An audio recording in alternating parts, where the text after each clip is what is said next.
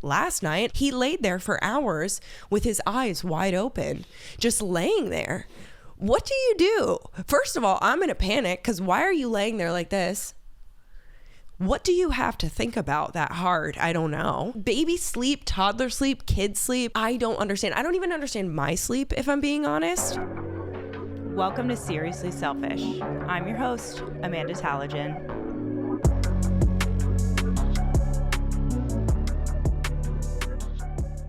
Welcome back to Seriously Selfish. Today I'm going to be doing a Q&A that I ran on Instagram. And I feel like I run Q&As on Instagram often, but this one I specifically wanted to save for this. And these questions are good.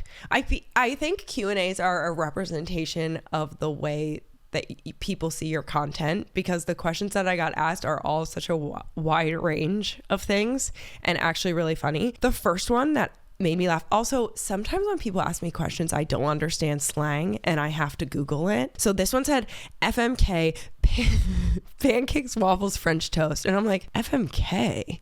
Am I missing something? Is this like some sort of French breakfast? No, fuck, marry, kill, because I'm an idiot. So I'm going to answer that one. Fuck, marry, kill, pancakes, waffles, French toast. This is really complicated for me because I'm not someone who likes to make those kind of decisions. You know, I'm really indecisive, but I think that I would fuck French toast, marry pancakes, and kill waffles, unfortunately. Dimitri, what would you do? I don't know who that is. No, fuck, marry, and kill. Pancakes, waffles, French toast. Which one would you fuck? Which one would you marry? Which one would you kill? Wow. You didn't know either. Are we just old? I would fuck the French toast, marry the pancake, kill the waffle. Yeah. So you would pick the same exact answer as me, basically. That's so crazy, but so on brand. Oh, sorry. Also, apologies for my voice. I'm not sick because I don't get sick, but I have been a little bit not myself.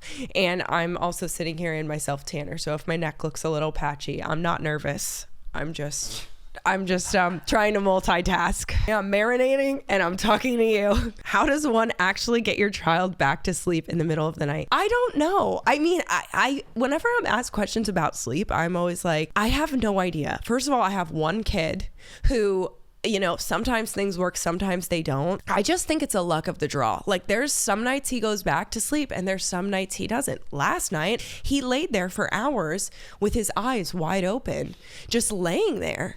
What do you do? First of all, I'm in a panic because why are you laying there like this? What do you have to think about that hard? I don't know. Clearly, he was like being very thoughtful and going through something, but am I supposed to barge in there and be like, why are you laying here with your eyes wide open? Like, baby sleep, toddler sleep, kid sleep. I don't understand. I don't even understand my sleep, if I'm being honest, but I am of the mindset that a bottle does wondrous things, and I will always offer a bottle of milk. I'm sorry. I took cold medicine yesterday and I feel a little drunk. But at this age, so he's going to be 23 months. At this age, I also am down for a chat and a bottle of milk. And I do feel like it's very helpful. I go in and I'm like, hey, are you okay? What's going on? Are you hungry? Did you miss me? Do you feel lonely? Like, I ask him all of these questions and we actually have these full-blown conversations. And I think around like 18 months when he wasn't sleeping, I was still in that baby mindset of just kind of like, be very quiet, go in there, like soothe him, you know. And now I'm kind of like, hey man, like, what's up, you know, do you need something? And he is much more communicative now, so I feel like having those conversations is helpful. But yeah, a bottle of milk goes a long way, and sometimes it's a pat. And I also tell him, you know, it's nighttime and we're all sleeping. Mommy's sleeping, daddy's sleeping, we're all going to bed. Are you okay to go to bed too? Because, you know, just like letting him know, like trying to reason with him. Maybe that's insane, but I do feel like kind of being overly communicative with him does help. But I don't know. Every kid is different. And that may just be jazz, but yes, I don't really have an answer, unfortunately. But there are experts, and I'm not one of them. If the closest daycare was 15 miles away, would you drive Jazz there every day? This is my only option. Oh, first of all, I'm really sorry because I feel like those kind of decisions are so tough. I think I probably would do it, especially if it was one that like aligned with me and I felt like he would be very happy at, I would definitely consider doing it. 15 miles, I guess, would equate to probably being, it depends on the traffic or whatever, but that's like 30 minutes of your day, I suppose, one way. So an hour each day. I think that would still equal to me worth it. But we've talked to here, Dimitri and I, about if we move and how much we like where he's going now and if we would keep going there if we moved farther away. And I think that when you find somewhere that works and you will still get time to yourself, it's just like not always the most convenient situation. Like the one he goes to now is so close by, but that was just luck. So I think like what's the most important thing to consider, yes, of course, the amount of time you're going to get and to be able to get done what you need to do with your work, but also if it's the only one that aligns, like that peace of mind will probably be on the long term so much better and outweigh the ride and the time that you spend doing the commute. I think that's probably how I would reason it.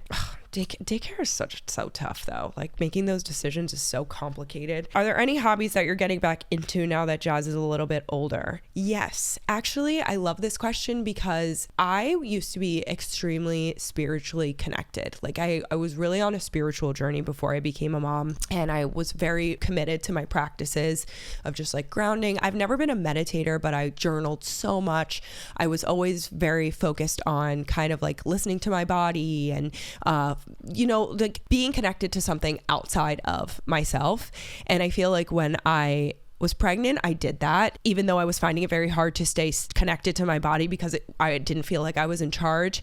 But then when I had Jazz and I had postpartum depression, I felt so disconnected from all my spirituality, specifically because I was just so down and out. And recently I've felt like I've had a little bit more time and I don't feel like I'm always just surviving, that I feel more connected to get back into the things that are good for me and my mind. And I really wish, because it's so funny, like usually when you're focused on your spiritual journey and meditating and doing all these things, you're probably like in a good place, and when you need it the most is when you're not. And for me, it's so easy for me to let go of those things when shit is going crazy. So I'm trying to get into a reasonable and like a doable routine when it comes to taking care of like my mental health and the books that I'm reading and the things that I'm listening to. Like I can't do it to the extent that I used to, but I can see the difference in my life of like how I feel balanced. Something that I used to work on a lot was like pausing before I reacted to things, which obviously would serve me so well in this chapter. And I think like just being a little bit more grounded and connecting to things on my spiritual journey have been very helpful. And I also started doing a lot more Pinterest boards, which is so soothing instead of scrolling at night, because the doom scrolling is something that I picked up staying up all night long with a baby, and it's something that I really want to get rid of, but it's such an addicting habit. So yeah, back on my Pinterest grind also. I don't really have that many hobbies. Do I have hobbies? Collecting water bottles. That's not a hobby. It's a hobby. No, like, do I have? Collage. Yeah. Oh my God. Yeah, I used to collage so much before I had Jazz. And then I collaged a little bit like after, when I would be like up in the middle of the night and stuff. I would always have my collage stuff out, but I haven't really been into it since we moved. All my collage stuff is in the basement. I want to get more crafty. I really do. I love crafts. I'm not very good at them, but I really like doing them. So that's one of my goals for fall, is to like come up with some crafts for myself when the weather starts to get colder again. What is that? Is that a bug? How do you get over the pressure of having kids close together / feeling triggered when people do? First of all, I really despise that this happens. It happens to me too. And I think that it just kind of like taps into that thing of like, I should be. But I try really hard to like focus on my life. Like whenever I see someone, and I do not align with this, and I experience it and I don't align with this. When I see somebody announce that they're pregnant or something, I want my first initial reaction to be like, I'm so happy for them, because it doesn't have to be about me. Someone else's joy, someone else's success is not a reflection of lack in my life. That's their journey. That's their timeline. So that's one way that I try and think about it. The other way is that like, I know what's good for me. I know exactly what timeline I'm on. I, as a person, can tell you for a fact 2 under 2 was not the life for me. It was not. There's nothing in my mind or my body that has any question of if it was. I think there is sometimes in my head this like slight thing of like I'm getting older and I kind of want to be done with having kids at a certain age. So that does play into it. But I also know that like I really needed to experience my child going from 1 to 2 just focused on him. Did not want to be pregnant with a 15-month-old. I did not want to be pregnant with a 16, 17-month-old. Like I knew that. And Dimitri and I had many conversations about that before where it was like, I see so many positives of having your kids really close together, but anything in me that felt like I should do that was not authentic to my actual life. And so I try really hard to like separate what feels like a peer pressure that I've put on myself and what's my authentic life. I don't know how to tell you like not to feel triggered by it. All I can say is just like own it. Own your journey. Own what's good for you and realize that there is no right or wrong way to go about growing your family. It's just what works for you, because the worst thing I think that we can do is push to have our kids in timelines that we know are not authentic to us. I also think what plays into that is we see so much. This has to do with social media. We see people having kids all the time. Like we have all of this information pushed to us. Your favorite creator's having another baby, or this person is buying a house, or this person's doing that. It's like you always feel like you're comparing yourself to all of these people who you don't actually know. And I think that also infiltrates into our mind. And so I try to get really balanced with my actual life and what's going on with me, like my house, where I live, my dynamic, my financial situation, the village that I have, and like what is an appropriate timeline for me. You know what I mean? I think that also if that's something that you want, then also changing things in your life to be able to have what you desire. And if 2 under 2 is what you want, then building your life situation to be applicable for you to be able to do that is important. But if it's a peer pressure thing and like feeling like you're just not doing what everybody else is doing, fuck that. I don't align with that. Never have, never will, because it never affects the other people in your life well. Just do you know what I mean? Like, I don't know. I always try to like think about the future as well. Like when my kids are grown up, no one's going to be like, did you have 2 under 2? I feel like these conversations that we have right now as new moms and like fresh parents are just, it's a lot of focus on a lot of things that are kind of not, it's not really the point. You know what I mean? The point isn't necessarily how close together you have your kids. The point is that you're growing your family, and letting that look how it looks for you is going to create for you to be able to show up best for that in your life. And that's all my ultimate goal is to be able to show up as my best self for everyone in my life and know what I can handle. I saw someone say that recently, they didn't say I'm one and done. They said I'm one and complete. And so many people have so many questions for this girl. She's, I forget her name, but she's a creator, and she answers all of these like one and complete questions. And some of the comments, I'm like, you would rather see someone have more kids when they are telling you this is what I can handle, and that triggers you and makes you so upset. But like, I find that so beautiful. I find people who say that they don't want kids to be so empowering. I'm like, we all deserve to do what we know we can handle and be the best at in our life. And like, that's not going to look the same for everybody else. And so I think you give yourself that same grace and respect when it comes to figuring out what your timeline looks like for you, and realizing that doesn't have to look like anybody else's to be excellent, you know? When do you do your cute day days? Do you skip nap, or do you do it before or after? So we only had our first one so far, but my goal is that at some point he can get a nap. I don't know what that's going to look like. The last one that we did, we left right when he was going to have his nap. He slept all the way there, and the ride home was absolutely hell on wheels. It was crazy. He was screaming the entire time, and I had to play with him while I was driving. I know that sounds dangerous, but it wasn't. You know, when you're like windows up, windows down, playing the song, singing along, when I don't like having to drive like that. And then we got stuck in traffic. So I think it's just kind of like par for the course. Anywhere we go, any trip we take that's an hour, I know that one way is going to be easy breezy. The other way is probably going to be terrible. So I think it's just like, if we want to have these experiences, I've gotta just adapt to rolling with the punches. In my perfect world, he will nap on the way to wherever we're going, because then he'll be at his best self. And then probably the ride home, I just like give him as many snacks and toys and whatever I can to try and keep him occupied. We're kind of playing it by ear. This week, our trip is going to be with my mom. So we're all driving together. I know it's going to be easy breezy because someone can sit in the back with him and entertain him and play with him. But when I'm on my own, I pretty much just try and like plan the day as best I can and always make sure I have enough food, and I am mentally at peace because then I won't be as triggered when I'm in the car with him screaming. Is this like unique? I don't think it is, but like being in the car with a screaming child is actually like my number one most triggering experience of life. Like number one. It's the thing that I lose all of my capability to be my calmest self, because it just feels like you're trapped in this metal box with someone screaming, and it takes everything in me to stay calm. But it's like a necessary thing when you want to have experiences with them. So I'm navigating it, I'm navigating it. I plan the best I can, hope for the best, and also just take it as it comes, I suppose. This is a very interesting age for this, because he doesn't understand anything either. I can't be like, just a few more minutes. We're gonna, I do say all of those things. Just 30 minutes. We're going here. It's gonna be so fun when we get out. You're so brave. You're so patient.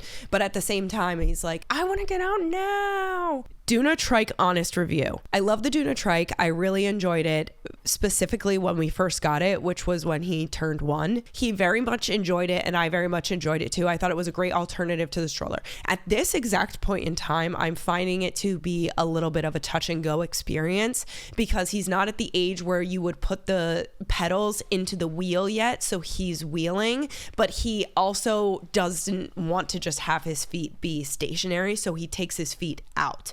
I think that price compared to how many ways you can transition it, I think you can do like 3 or 4 different things with it. That's great. Storage, amazing. It breaks down super easily considering how many pieces that it has, and it comes with a backpack, so it's been easy to take on the go. I will update once we move the pedals into the wheels, because I think that's going to be a very different experience. But yeah, I mean, all in all, I think it was a great purchase and a great alternative to a stroller. And we only have our travel stroller, and then we have the Duna bike. So between those two, they've served me very well. And if you have a kid who loves to go on walks, I think it's a good alternative to have, because it's more interactive for them. On the go naps, how to make adjustments. He will never sleep in a stroller. If something is going on, if he is in the world, he is not falling asleep. Like, he will sit there with his eyes wide open. There is nothing, no way, no how. One time in his entire life, I got him to fall asleep on the beach,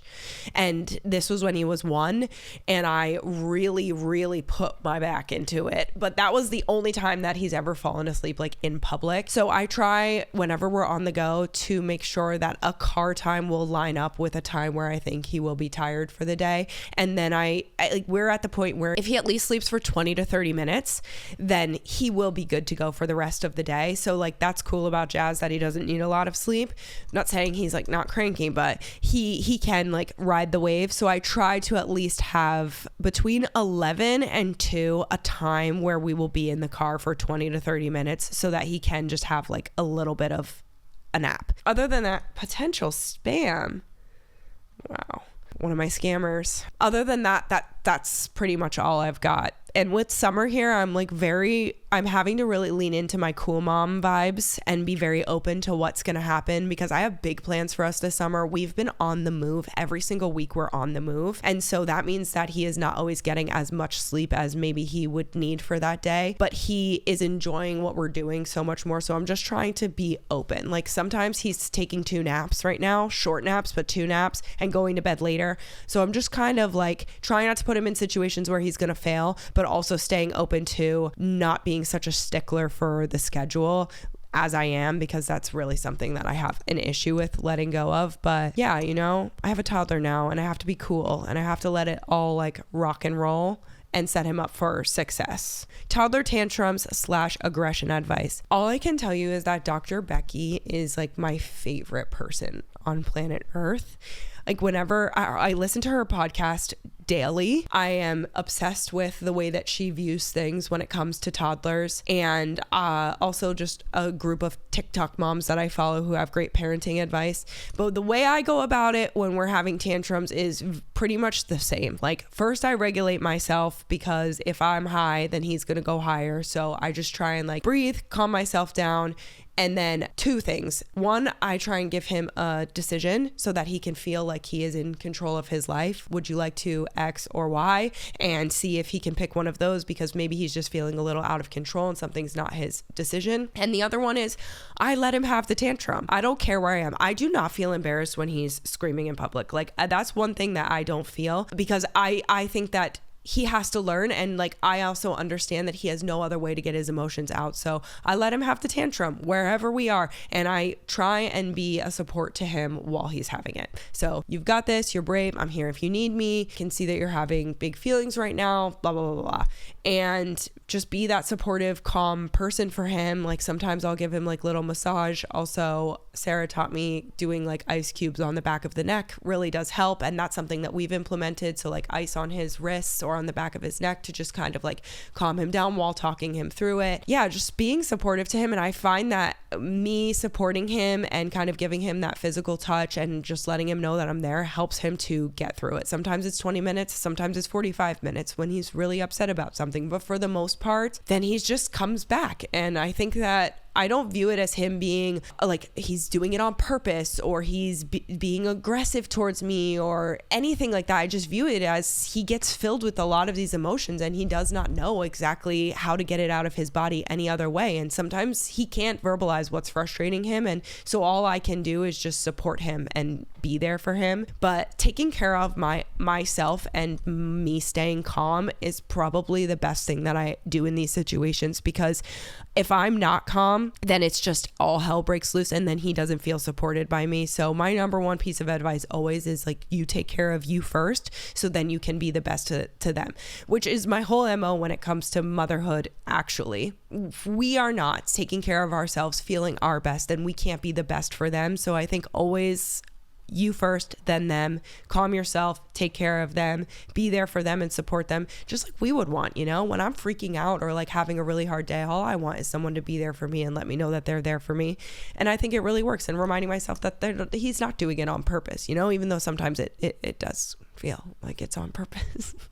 Also, for the aggression thing, I really love the all feelings are valid, but all behaviors are not, you know, biting, hitting, all that kind of stuff. The best thing that works for me when he's hitting me or like biting me is I look at him and I say, ouch, that hurt, you know, and like I let him know like that hurt me. Recently, actually, he's been hitting at school. Only once. He only hit one time at school. No, she said that she noticed different behaviors. I got a call recently from daycare saying that she noticed that he was exhibiting a new behavior where he was hitting at school. And I'm like, oh, that's interesting, because I haven't really seen him hit like when we have play dates or anything. I've seen him definitely like want a toy or whatever and push and stuff like that, but I've never seen him hit. And so when Dimitri talked to his teacher, she said that she thinks that it's because he's been hit by people who wanted things. So he was kind of like learning this behavior from them. And I'm like, interesting, you know, like this is part of it, age appropriate, they bite, they hit, it's those kind of things, and we have to talk them through it. Soft hands, gentle hands, quiet hands, all the things.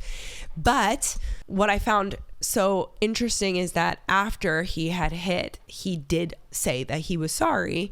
And we don't really do that here. Like I never look at him like, say you're sorry, you bit me, say you're sorry. I just always kind of tell him how his aggressive behavior has affected me, and whenever I do something that I feel like is negatively affecting him, I always say, I'm sorry. I apologize to him, or I say, mommy was upset, or mommy was feeling impatient, or whatever. And I own my actions, and then I apologize to him. And so hearing that he hit someone and then visibly they were upset and then he apologized really showed me and rang true to me that the way that we exhibit behaviors is exactly how then they do the same, you know, and our words are so much less powerful than the actions that we show them.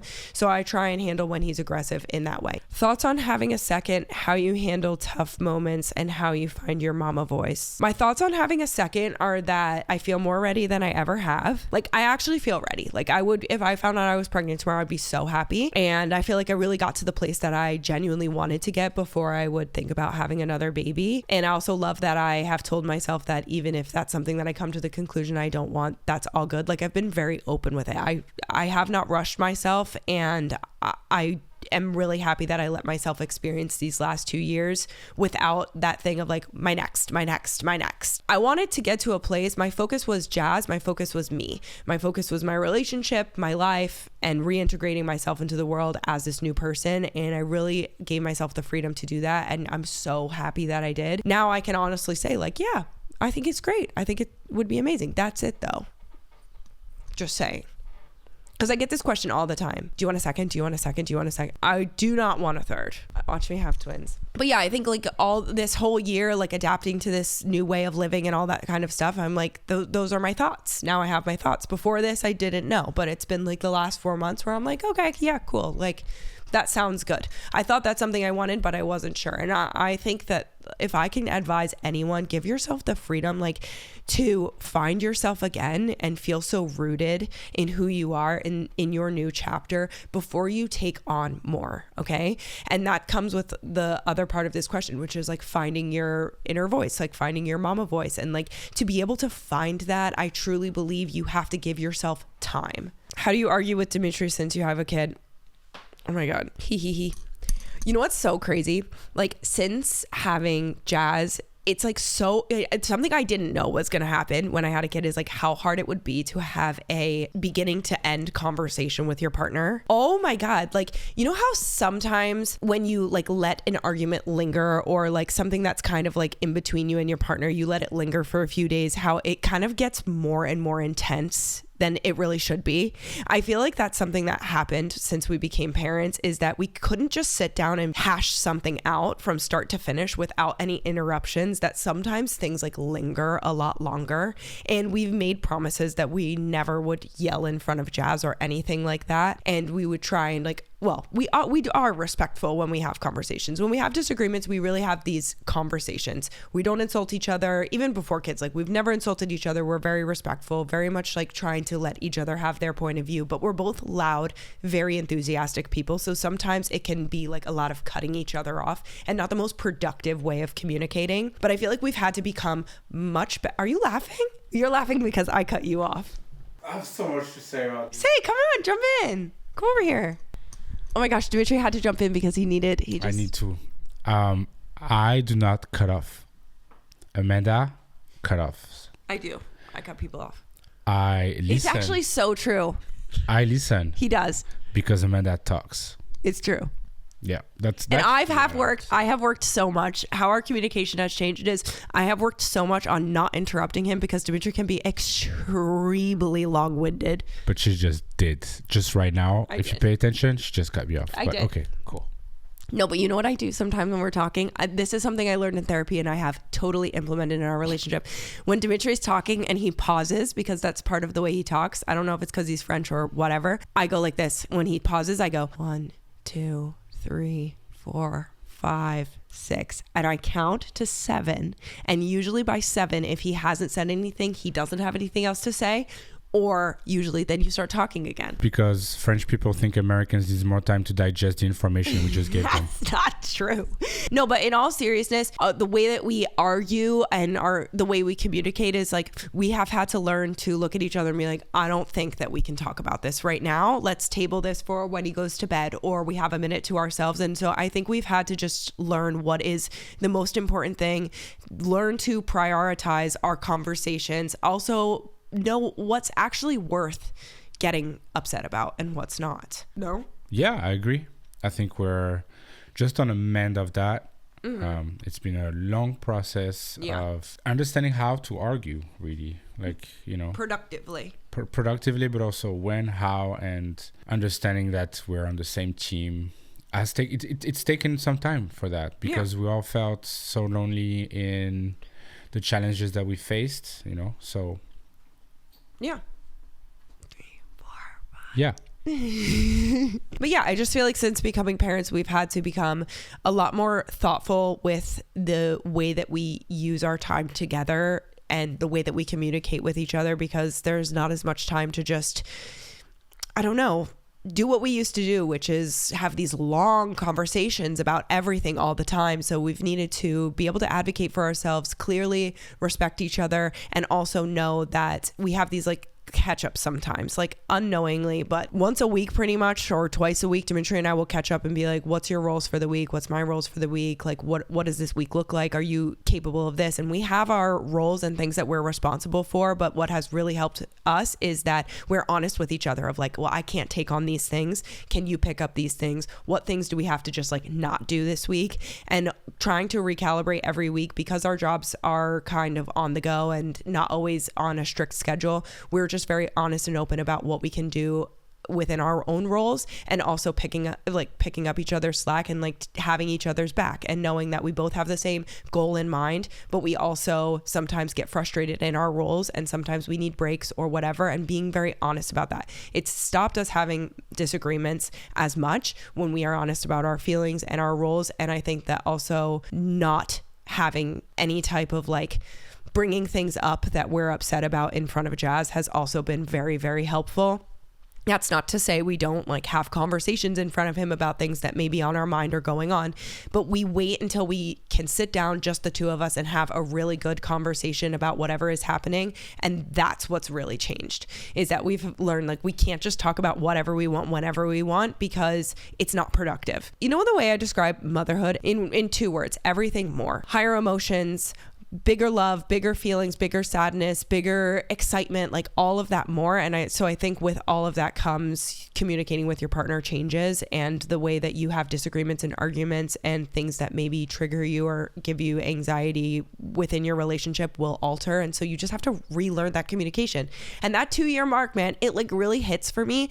It's been 2 years of relearning communication in my relationship, learning what I need in my relationship as parents, and 2 years of my growth, 2 years of Dimitri's growth, like watching us grow as people. So yeah, I think it's just been like a learning process, and I'm very happy with where we are. But that's my number one piece of advice, is whatever you can table until you can sit down and have an uninterrupted conversation, I think will help so much, because it's a lot of like on the go stuff. And for us, sometimes that's phone calls, it's not always in person. Sometimes we have to talk on the phone to be able to have that uninterrupted time. So giving yourself that takes away a lot of anxiety, or at least in my experience, it does. Favorite parenting style.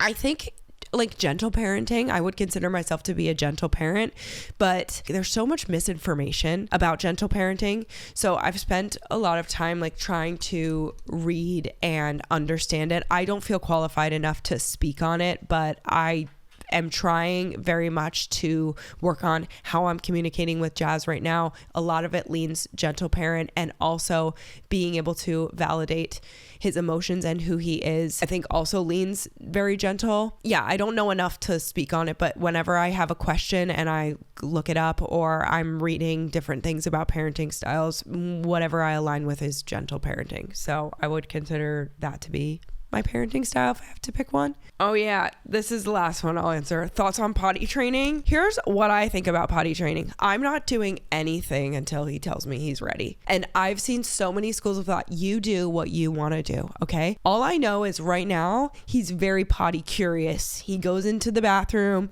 he flushes the toilet, he takes the toilet paper, he does all the things. He's trying to go to the bathroom on his little potty. He tells me when he's gone to the bathroom. I think these are great signs that we're going to get there one day, but I am not interested in forcing this. It's the way I've felt about everything. So I don't know if this is a parenting style, but for me, it's like I listen to him. I felt the same way about the bottle, same way about the pacifiers. I'm just like following his vibe and waiting till we can communicate for me to implement these kind of things. So my thoughts are, it's not happening now, and I don't know when it will. But if you choose to do it now, I love that for you. It's just not really. No. Are you potty training? No. No one in this room is potty training right now. We're riding the wave. Anyway, that's it. Those are all the Q's I got, and I hope you like the A's. But my voice is done. This week has kicked my ass. That's all I'll say. Between the whatever's going on with me and Jazz's sleep is very bizarre right now. And so my staying selfish of the day is I'm going to stop talking now before my voice is completely gone. But if you ever have any more questions, feel free to leave them in the comments or DM me on Instagram. And as always, I appreciate every single one of you, and I hope you remember to stay selfish. Bye.